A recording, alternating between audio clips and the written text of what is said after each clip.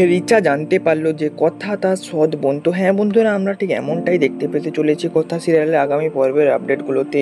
রিচা তার বাবাকে বলে, পাপা ওই বুলি নামে মেয়েটা আসলে কথা অগ্নির ওয়াইফ, ওই আসলে বুলি সেজে আমাদের সব কাজে বাধা দিচ্ছে, ওই তো অ্যান্টিডোট বানিয়ে অগ্নিকে বাঁচালো।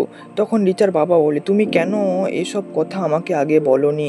কিছুক্ষণ পর রিচার বাবা ফোনে একজন ফোন করে আর বলে, স্যার আমি আপনাকে একটা মেইল পাঠিয়েছি, ওইটা দেখুন।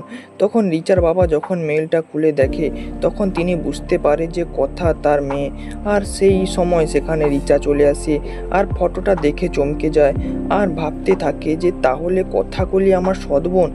আর রিচার বাবা ভাবতে থাকে কথা আমার মেয়ে হয়েও আমাকে বিপদে ফেলার চেষ্টা করছে।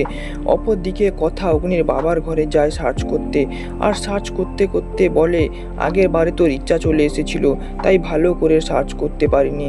কথা যখন সার্চ করছিল তখন অগ্নির বাবা ফোনে কথা বলতে বলতে সেখানে চলে আসে আর কথা খাটের পিছনে লুকিয়ে যায়। অগ্নির বাবা ঘর থেকে বেরিয়ে যেতে কথা তাড়াহুড়ো করে ঘর থেকে বেরায় আর অগ্নির সঙ্গে ধাক্কা লাগে। আর অগ্নি বলে, কেউ যখন লুকিয়ে কোনো কাজ করে তখন সেই এরকম হাঁটে।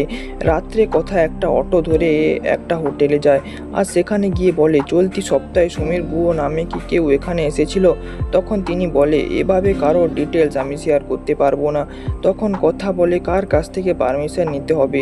তখন লোকটা বলে, যদি পুলিশ এসে বলে শুধু তখনই আমি এটা দেখাতে পারবো। তাহলে কি কথা আসল সত্যিটা খুঁজে বের করতে পারবে? বন্ধুরা, তোমাদের কি মনে হয় তা অবশ্যই কমেন্ট করে জানাও। আর ভিডিওটি যদি একটুকু ভালো লেগে থাকে তাহলে ভিডিওটিকে লাইক করবে আর চ্যানেলটিকে সাবস্ক্রাইব করে পাশে থাকো।